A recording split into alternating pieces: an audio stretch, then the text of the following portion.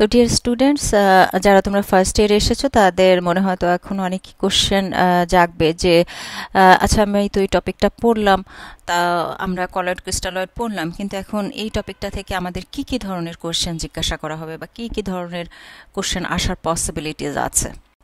তো আমি এক এক করে তোমাদের বুঝায় দেওয়ার চেষ্টা করব যে প্রতিটা টপিক থেকেই তোমরা সব ধরনের কোশ্চেনই আসলে ফেস করবা। যেমন এই টপিকটার এক্সাম্পল হিসাবে দেখো যে এখান থেকে তুমি এসএকিউ মানে short answer question, এসওই structured oral examination মানে ভাইবা, এছাড়াও মাল্টিপল চয়েস কোশ্চেন এমসিকিউ এবং পিবিকিউ মানে প্রবলেম বেসড কোশ্চেন, সব ধরনের কোশ্চেনই তোমরা পেতে পারো এবং সেই কোশ্চেনগুলো কিভাবে আসবে সেগুলো আমি তোমাদের সাথে একটু আলোচনা করে নেব। যেমন দেখো এখানে তুমি এসএকিউ হিসেবে পেতে পারো ডিফাইন ক্লাসিফাই কলয়েড ক্রিস্টালয়েড, এবং ভাইবাতেও তোমাকে এটা জিজ্ঞাসা করা হয়। ভাইভাতে আরেকটা কথা আমরা খুবই জিজ্ঞাসা করে থাকি, সেটা হচ্ছে যে আমরা কি আসলে কলয়েডকে ক্রিস্টালয়েড অথবা ক্রিস্টালয়েডকে কলয়েডে কনভার্ট করতে পারি কি না। এই ডিফারেন্সিয়েট কলয়েড ক্রিস্টালয়েড এটা আসলে দুই জায়গাতেই তুমি ফেস করবা, এসএকিউ ভাইবা সব জায়গাতেই তোমাকে ধরা হবে, এবং তুমি যদি কলয়েড এবং ক্রিস্টালয়েডকে সত্যি ডিফারেন্সিয়েট করতে পারো সেইটার উপরে বেস করেই কিন্তু তোমার বিভিন্ন ধরনের এমসিকিউ আসবে। এখন ক্রিস্টালয়েডের কথা ভেবে দেখো, ক্রিস্টালয়েডকে কিন্তু তুমি ডিফাইন করা শিখে ফেলেছো, তুমি জেনে গেছো যে যদি কোনো সাবস্টেন্সের সাইজ লেস দ্যান 1 ন্যানোমিটার হয় এবং যেটা কিনা সেমি পারমিয়েবল মেমব্রেন দিয়ে পাস করতে পারে তাদেরকেই আমরা ক্রিস্টালয়েড হিসাবে কনসিডার করব। তাহলে এটাকে ডিফাইন করা কি খুব কঠিন? ডেফিনেশনের ব্যাপারে যেমন তোমরা অনেকে প্রশ্ন করো, ম্যাডাম কোন বই থেকে ডেফিনেশন পড়বো, কোনটা মুখস্থ করবো। ডেফিনেশন কিন্তু কোনো মুখস্থ করার জিনিস না। ডেফিনেশন হচ্ছে তুমি যে জিনিসটা সম্পর্কে তোমাকে ডিফাইন করতে বলা হবে সেই জিনিসটা সম্পর্কে একটা ক্লিয়ার কনসেপশন রাখবা, দেন তুমি তোমার ভাষায় এটাকে বলবা, তোমার ভাষায় সুন্দর করে এটাকে এক্সপ্লেন করবা, সেটাই হচ্ছে সেটার ডেফিনেশন। কারণ ক্রিস্টালয়েড তুমি জানো যে দুইটা প্রপার্টিসের উপরে বেস করে আমরা এটাকে ক্রিস্টালয়েড মনে করছি, একটা হচ্ছে সাইজ আর একটা হচ্ছে যে সে সেমি পারমিয়েবল মেমব্রেন ক্রস করতে পারে কি পারে না। তাহলে তুমি সেটাই বলবা, তার সাথে হয়তো তোমার কাছে কিছু এক্সাম্পল জানতে চাওয়া হবে এবং তুমি জানো কারা কারা ক্রিস্টালয়েড। তো যা বলছিলাম যে তোমাদেরকে আমরা প্রায় কোশ্চেন করে থাকি যে আমরা ক্রিস্টালয়েড থেকে কলয়েড বানাতে পারবো কিনা। হ্যাঁ, অবশ্যই আমরা ক্রিস্টালয়েড থেকে কলয়েড বানাতে পারবো। তোমার আনসার হবে ইয়েস। কিভাবে পারবো? তুমি এই পাশে লেফট সাইডে খেয়াল করে দেখো, প্রত্যেকটা বিটকে যদি তুমি এক একটা মনোমার চিন্তা করো তাহলে এই মনোমার যেগুলো আছে, আমি বলেছিলাম যে মনোমারগুলো আসলে ক্রিস্টালয়েড, এবং এই মনোমারগুলোকে যদি তুমি একটা বন্ডের মাধ্যমে এই পলিমারে কনভার্ট করে দাও, পলিমারটা কি, পলিমার মানে এটার সাইজটা বড় হয়ে গেল, তখন সেটা কি হয়ে গেল, তখন সেটা কলয়েড হয়ে গেল। ফর এক্সাম্পল দেখো স্টার্সে এখানে মনোমার হিসেবে কে আছে, গ্লুকোজ আছে। আমরা জানি গ্লুকোজ হচ্ছে ক্রিস্টালয়েড এবং স্টার্সটা হচ্ছে কি, স্টার্সটা হচ্ছে কলয়েড। তুমি কিভাবে এই স্টার্সটা পেলা? জাস্ট গ্লুকোজের পলিমারাইজেশন করেই কিন্তু তুমি স্টার্স পেয়েছো। একইভাবে তুমি যদি এক্সাম্পল হিসেবে বলো যে হ্যাঁ আমরা প্রোটিন হচ্ছে কলয়েড, এবং আমি এখানে ক্রিস্টালয়েড হচ্ছে অ্যামাইনো অ্যাসিড। এখন অ্যামাইনো অ্যাসিডের যদি আমি পলিমারাইজেশন করি তাহলেই তো আমি প্রোটিন বানাতে পারবো, তাহলে অবশ্যই আমরা ক্রিস্টালয়েড থেকে কলয়েড বানাতে পারবো। তো আবার তোমাকে জিজ্ঞাসা করা হলো মনে করো কলয়েডের ডেফিনেশন, তো ব্যাপারটা একই হবে যে তুমি যদি জিনিসটা সম্পর্কে কনসেপশন ক্লিয়ার থাকে তাহলে তো তুমি তোমার মতো করে ডিফাইন করতে পারবা। যে সমস্ত সাবস্টেন্সের মলিকুলার সাইজ 1 to 100 ন্যানোমিটার, এখানে একটু ব্যতিক্রম এটাই যে ওখানে তুমি লেস দ্যান 1 জাস্ট বলে ফেললেই হবে, কিন্তু এখানে একটা ব্যাপার আছে যে তোমাকে এই রেঞ্জটা বলতে হবে যে সমস্ত পার্টিকেল বা যে সমস্ত সাবস্টেন্সের মলিকুলার সাইজ 1 to 100 ন্যানোমিটার এবং এদের এই সাইজ বড় হওয়ার কারণে they cannot pass through the semi permeable membrane, that is capillary membrane, that's why they are called colloid. এবং তোমাদেরকে এক্সাম্পল হিসেবে সবসময় আমরা বলে থাকি অল দ্য প্লাজমা প্রোটিন। তার ভিতরে মোস্ট ইম্পর্টেন্ট প্লাজমা প্রোটিন কোনটা? সবচেয়ে ইম্পর্টেন্ট প্লাজমা প্রোটিন হচ্ছে অ্যালবুমিন। এছাড়া আমাদের খাবারের ভিতরেও কিন্তু আমরা অনেকগুলো কলয়েড খেয়ে থাকি, যেমন গ্লাইকোজেন, স্টার্স তো তোমরা জানো কি কি স্টার্সি ফুড আছে, এগুলো তোমরা দেখে নেবা। সেলুলোজ, এইগুলো সবই কিন্তু আসলে কলয়েডের সাথে। প্রোটিন যেটা আমরা খাই, ডায়েটারি প্রোটিন যেটা, সেটাও কিন্তু কলয়েড, এবং এই প্রোটিন ভেঙেও কিন্তু আমরা আবার ক্রিস্টালয়েড বানায় ফেলতে পারবো। তো আমি একটু আগে যেটা বলছিলাম যে কলয়েড থেকে আমরা ক্রিস্টালয়েড বানাতে পারি, তাহলে চলো আমরা দেখে নিই যে আসলে কলয়েড থেকে কিভাবে ক্রিস্টালয়েড বানাই। কলয়েড থেকে ক্রিস্টালয়েড আমরা বানাই by the process of digestion. As for example খেয়াল করো আমরা সবচেয়ে বেশি ডায়েটারি কার্বোহাইড্রেট কী খাই? স্টার্স, ভাত, রুটি, তারপরে potatoes, all these R stars. এইটা আলটিমেটলি তোমার ইন্টেস্টাইনে যাওয়ার পরে ভেঙে লাস্টে যে জিনিসটা তৈরি হয় সেটা কিন্তু গ্লুকোজ। তাহলে আমরা কি পেলাম? আমি কি খেয়েছিলাম আর কি পেলাম? খেয়েছিলাম স্টার্স যেটা ছিল কলয়েড, আর আলটিমেটলি আমার ইন্টেস্টাইনে তৈরি করলাম গ্লুকোজ যেটা কিনা ক্রিস্টালয়েড।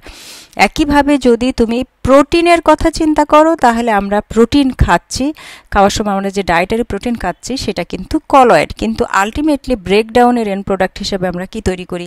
Amino acid. তাহলে অ্যামাইনো অ্যাসিডটা কি? অ্যামাইনো অ্যাসিডটা হচ্ছে ক্রিস্টালয়েড। তো আমরা অবশ্যই কলয়েডকে ক্রিস্টালয়েড এবং ক্রিস্টালয়েডকে কলয়েডে কনভার্ট করতে পারি।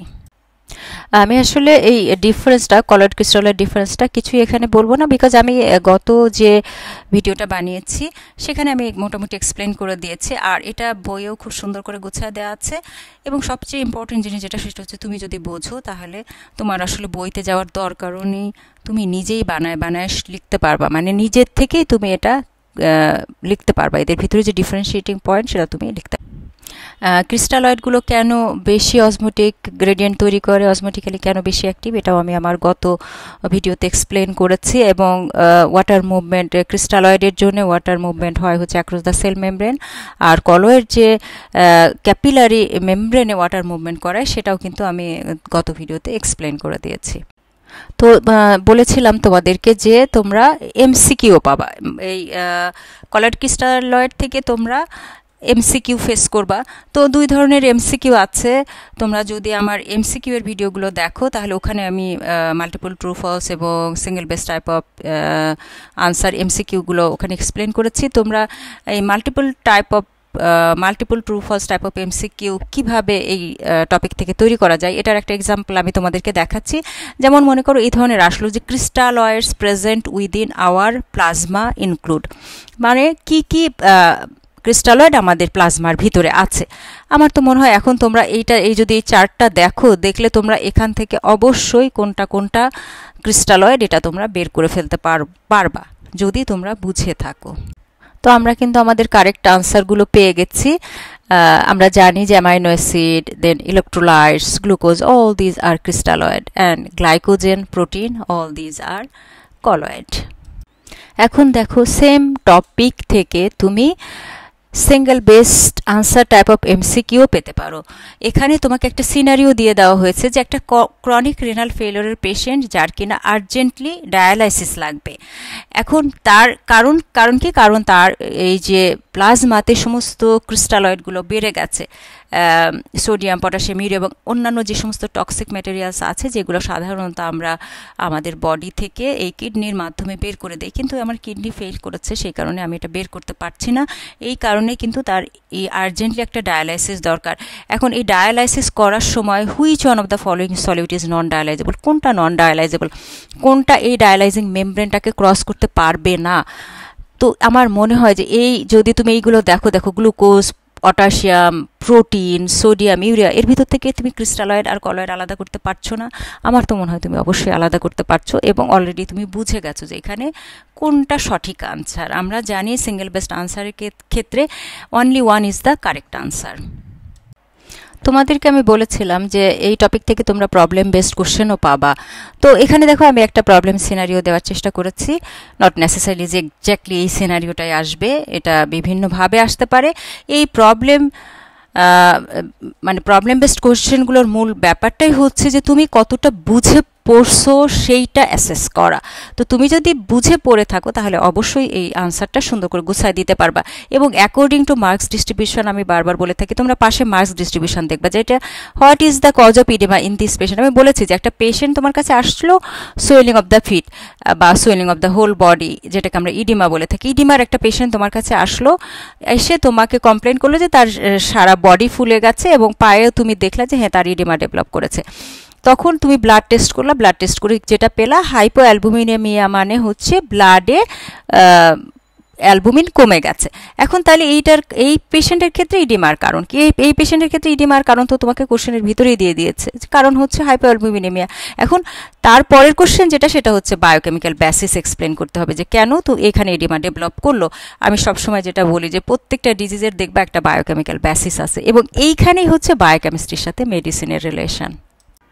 আমি কিন্তু গত ভিডিওতে তোমাদেরকে বায়োকেমিক্যাল বেসিস অফ ইডেমা এটা এক্সপ্লেন করেছি। তারপরেও আমি আরও একবার বলে দিচ্ছি যে তোমাদেরকে যদি ছবির মাধ্যমে চায় অথবা ছবি নাও চায়, তুমি ছবি আঁকায় দিলে জিনিসটা অনেক বেশি সেলফ এক্সপ্লানেটরি হয়। তো সেই ক্ষেত্রে তোমার এই ধরনের একদম ব্লাড ভেসেল আঁকাতে হবে নট নেসেসারিলি। তুমি জাস্ট দুই পাশে যদি দুইটা এরকম দাগ দাও, দিয়ে যেটা বুঝাও যে this is a blood vessel, এবং এইটার ভিতরে প্লাজমা প্রোটিনগুলো অ্যালবুমিনগুলো কমে গেছে, যে কারণে কি হচ্ছে আলটিমেটলি এই যে ভিতরে যে ফ্লুইডগুলো ছিল সেই ফ্লুইডগুলো বের হয়ে বাইরে চলে আসতেছে এবং এডিমা ডেভেলপ করছে। এটা কমপ্লিটলি তোমার উপরে, তুমি এটাকে গোছায় তোমার ভাষায় লিখে দিবা। আমি এই ছবিটা দিয়ে সবসময় যে জিনিসটা বোঝাতে চাই সেটা হচ্ছে যে রিমেম্বারিং মানে তো মুখস্থ। হ্যাঁ, তোমাকে তো মুখস্থ কিছু জিনিস তো অবশ্যই তোমাকে মুখস্থ করতে হবে, বাট কি তুমি যদি উইথ সেই মুখস্থটাই যদি তুমি উইথ আন্ডারস্ট্যান্ডিং করো, তুমি যদি সেটা বুঝে করো, তাহলে দেখো তোমার সুবিধাটা কি। এই যে এত ধরনের কোশ্চেনের কথা আমি বললাম, এই সব ধরনের কোশ্চেনের আনসার কিন্তু খুবই ইজিলি তুমি দিতে পারবা। মানে if you remember anything with understanding, that would be ultimately applicable. তুমি সেটা অ্যাপ্লাই করতে পারবা তোমার যে কোনো একটা নিউ সিচুয়েশনে। তোমাকে যেভাবেই কোশ্চেনটা দেওয়া হোক না কেন, তুমি কিন্তু সেটার আনসার দিতে পারো। তো আমি যথারীতি তোমাদের জন্য এই লিঙ্ক অ্যান্ড রেফারেন্সেসগুলো দিয়ে রেখেছি। এরপরেও যদি তোমরা ফার্দার কেউ স্টাডি করতে চাও, এগুলোর ভিতরে যে তোমরা স্টাডি করতে পারো। কিন্তু আমার কাছে মনে হয় যে যদি তোমরা আমি তোমাদের জন্য যতটুকু বানিয়েছি এটুকু অন্তত বুঝে পড়ো, তার সাথে একটা বই রাখো, তাহলেই তোমাদের জন্য যথেষ্ট। Thank you very much for staying with me.